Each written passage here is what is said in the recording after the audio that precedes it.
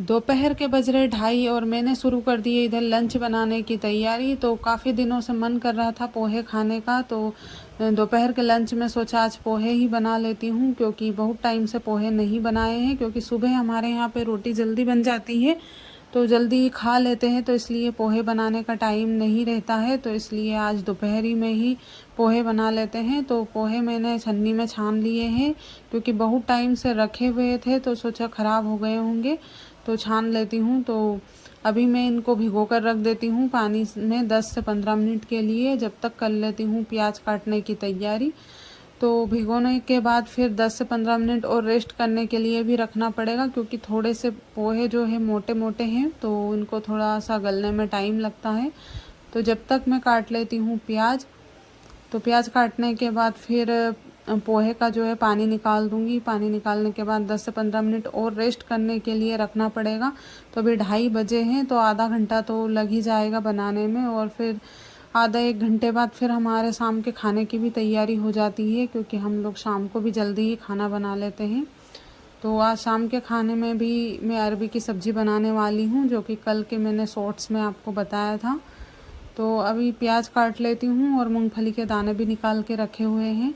तो हरा धनिया हरी मिर्ची तो नहीं है, क्योंकि कभी कभी ही मिलती है, ये गांव में हर चीज़ें अवेलेबल नहीं रहती है।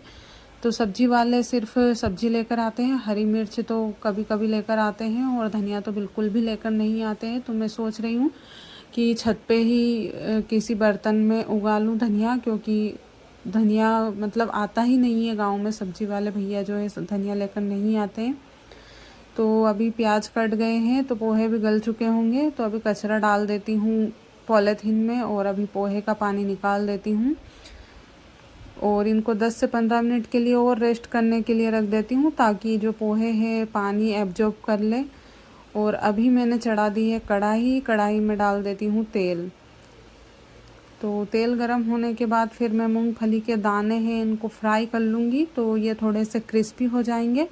वैसे इनको रोस्ट भी कर सकते हैं, लेकिन इतने टेस्टी नहीं लगते हैं जितना हम इनको डीप फ्राई करते हैं। तो मैं हमेशा डीप फ्राई करती हूँ। तो मूंगफली के दाने भी मैं हमेशा पोहे में डालती हूँ, इससे जो पोहे का टेस्ट है काफ़ी अच्छा आता है। तो मूंगफली के दाने भी रोस्ट हो चुके हैं।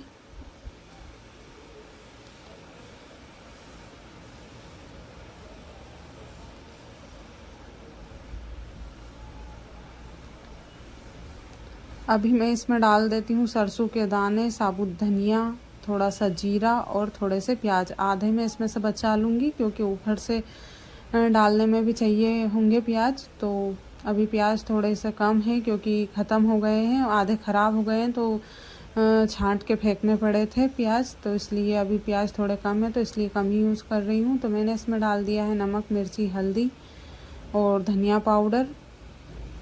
नमक अभी नहीं डाला है, सॉरी। तो अभी नमक डालना बाकी है, क्योंकि पोहे में डाल दूँगी, उसके बाद फिर कितना नमक डालना है उसके हिसाब से फिर मैं डालूँगी। तो अभी पोहे डाल दिए हैं, तो इनको अच्छे से मिक्स कर दूँगी। फिर इसके बाद मैं इसमें डाल दूँगी नमक।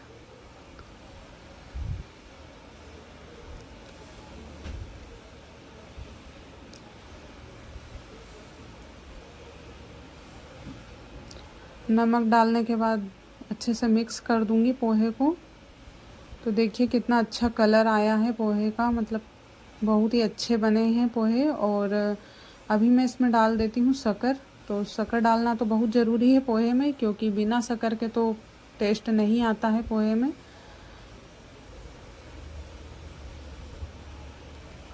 तो ये हमारे पोहे बनके तैयार हो गए हैं। और अभी इसमें मैं डाल देती हूँ मूंगफली के दाने भी डालना बाकी है। तो ये सबसे लास्ट में ही डालना है, क्योंकि पहले से डाल देते हैं तो इनका जो क्रिस्पीपन है वो ख़त्म हो जाता है, तो इसलिए मैं बाद में ही डालती हूँ। तो ये हमारे यम्मी से पोहे बनके तैयार हो गए हैं। तो अभी लगी है बड़ी ज़ोरों की भूख, तो अभी खा लेते हैं पोहे। उसके बाद फिर शाम की सब्ज़ी की भी तैयारी करना है।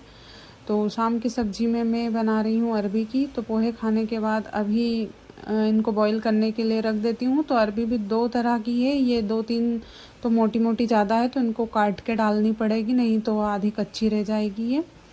तो कुकर जो है फुल भर गया है, पूरी अरबी मैंने एक साथ डाल दी है। और अभी आ गया है शाम के लिए दूध, तो दूध भी गर्म करने के लिए रख देती हूँ लगे हाथ।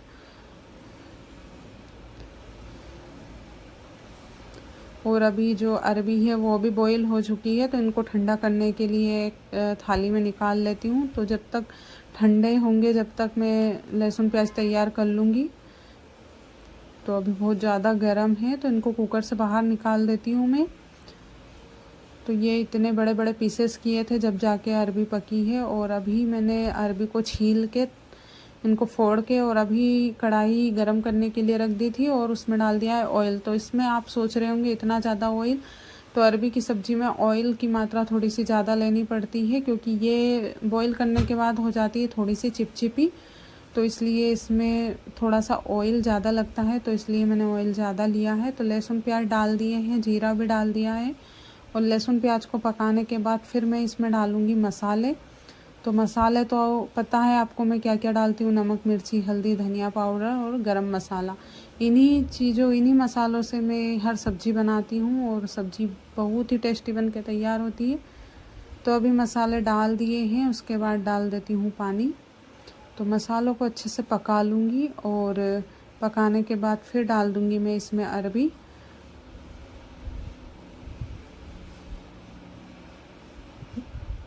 तो देखिए मसाला कितने अच्छे से पक चुका है, कलर भी आ गया है। तो अभी इसमें अरबी डाल देती हूँ, थोड़ा थोड़ा करके डालती हूँ, उसके बाद ही इसमें मसाले अच्छे से मिक्स हो पाएंगे।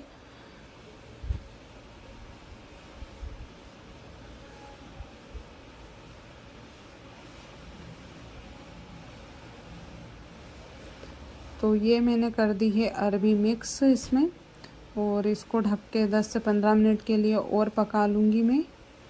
10 से 15 मिनट तो ज़्यादा हो जाएंगे, 5 मिनट के लिए सिर्फ पका लूँगी, तो ये सब्ज़ी बनके तैयार हो जाती है।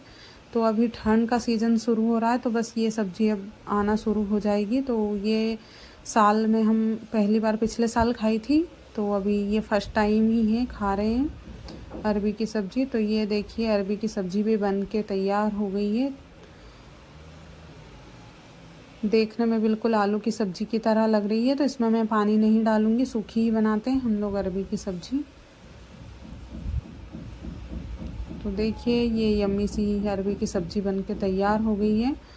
और अभी खाना वाना खाने के बाद फिर अभी छत पे देखिए कितना सारा मिट्टी वगैरह पड़ी हुई है, तो अभी इसको भी साफ़ करना है। तो अभी उठा लेती हूँ झाड़ू और कर देती हूँ साफ़।